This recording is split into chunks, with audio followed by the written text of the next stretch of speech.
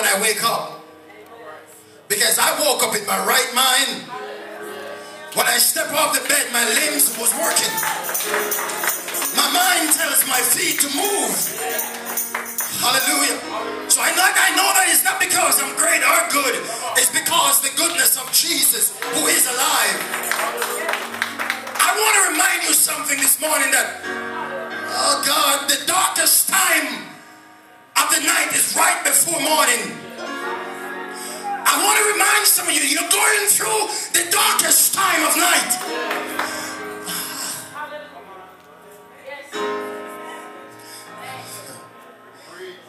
The devil wants you to, but I'm here to let you know, wait a little longer, morning is coming.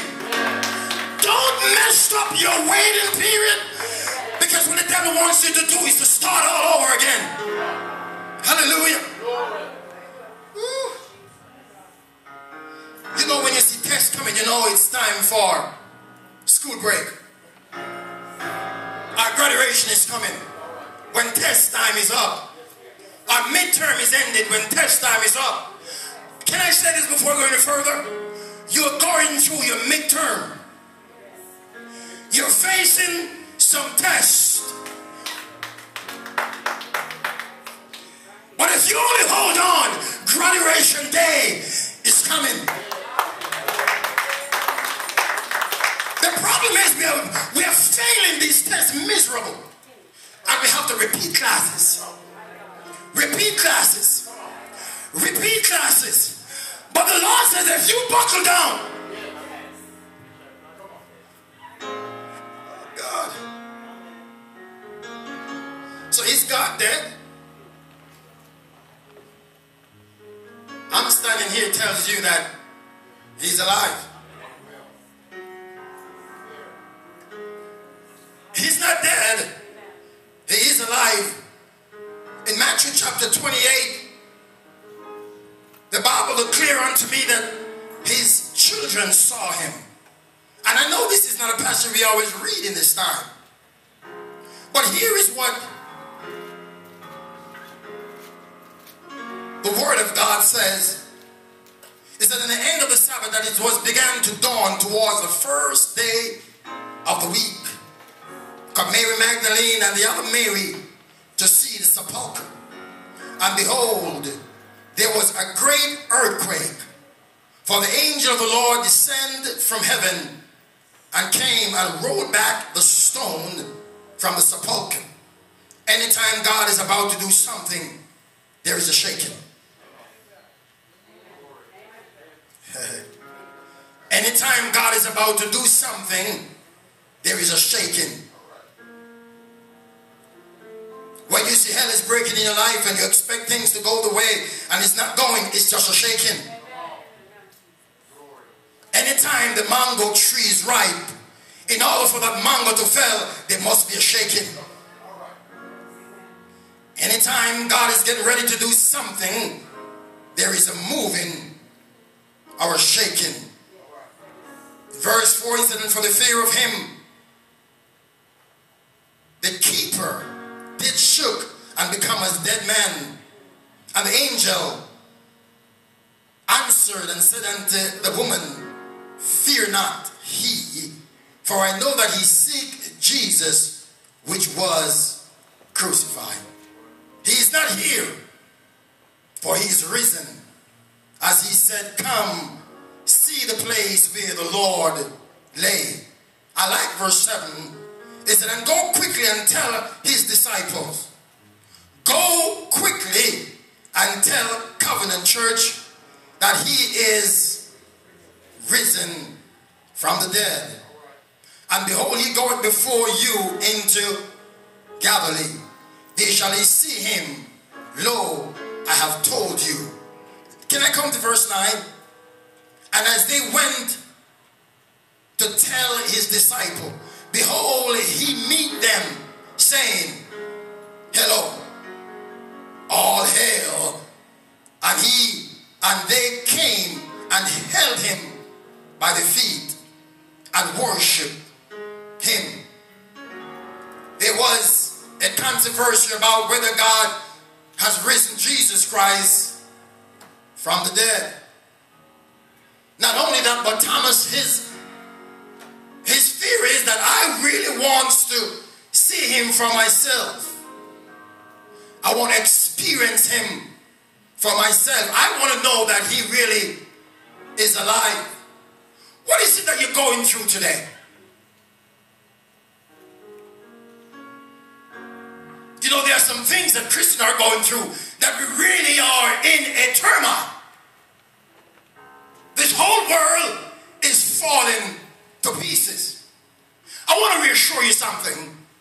If you are a child of God, it's time for you to get happy. Yeah. Amen. When we usually take a trip to New York, and when we finish Pennsylvania, heading into Maryland, and we know that we are getting happy because New York is the next exit. I know this world is messing up and all things is going crazy around you, but as children of God, we are near to the next exit. I want to assure you that the next exit doesn't say the New York or New Jersey Turnpike. I want to assure you that the next exit is saying this is the highway to heaven. Oh, we should understand what I'm saying. Can I talk to you for a few minutes? This is not the time to get frustrated. I want to let you know it's only a distraction. If the devil can distract you long enough, he can mess with your mind. Huh. Thank you, Jesus. But God is a restorer of even our minds. You will sit down in the house and the devil is telling you what no one cares about you. It happens to me. There is no one to call. But I know a man called Jesus that you don't even need to pick up the phone to reach him. Oh, hallelujah. You may have called me and you don't even get a response. Now everyone is texting. You may even text me and I not even respond to you. But here is what Jesus is saying. Anytime you call me because I'm alive, ooh, Lord. You don't even get a business signal. No angel came and put you on hold. No one asked you to whom I may direct your call to. We should all understand what I'm saying. Jesus picks up the phone and said, yes, I heard your call. Oh, how great is our God this morning. Your call goes through directly to the CEO of heaven. No secretary. No one asks you who you are and the purpose of your call.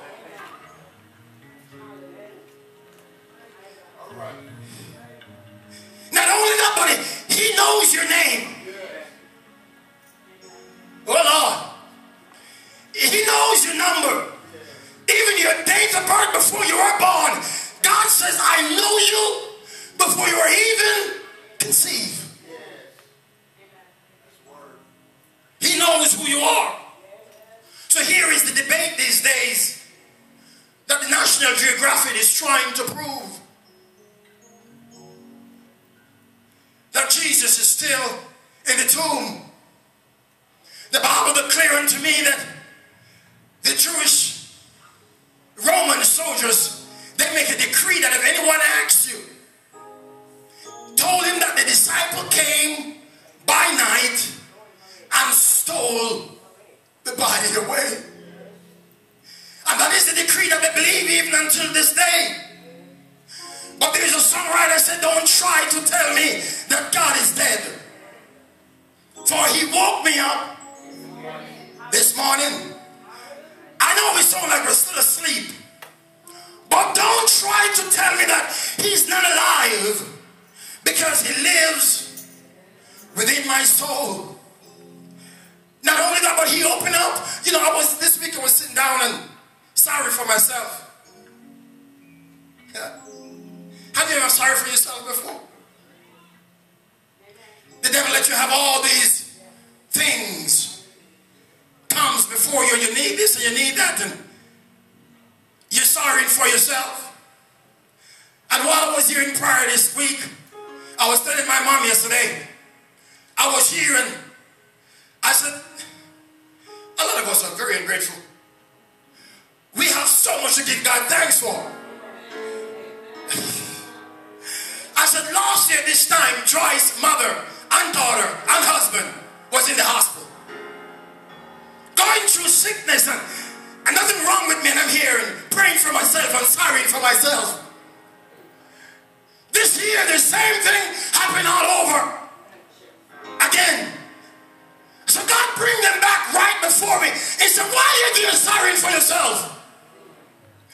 I just preached to myself for a minute, excuse me. Why are you mourning for yourself? There is still someone who is in the need of prayer. Hallelujah. So I switched real quickly.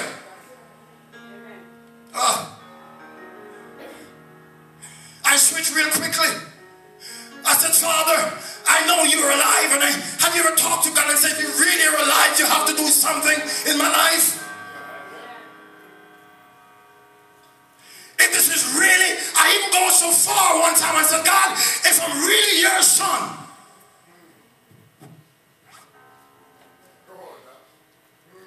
I don't know if you guys have done that before.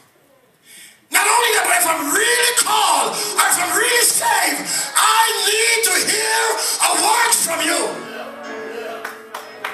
Maybe I'm the only one going through these things. Yeah. Then I start making a decree with him. I said, when I was 16, I've been saved. I haven't killed anyone. I'm a good person. I come to church, I tithe, and I worship, I do everything that's good. And he spoke back to me. He said, so was my son. God ever talk back to you and hit you real hard? But they killed him anyhow. Glory. Hallelujah. Glory. He didn't do anything, but they beat him anyhow. Hallelujah. So what the devil is trying to do, get us to be in a pity party, a mourning state. The disciples saw him.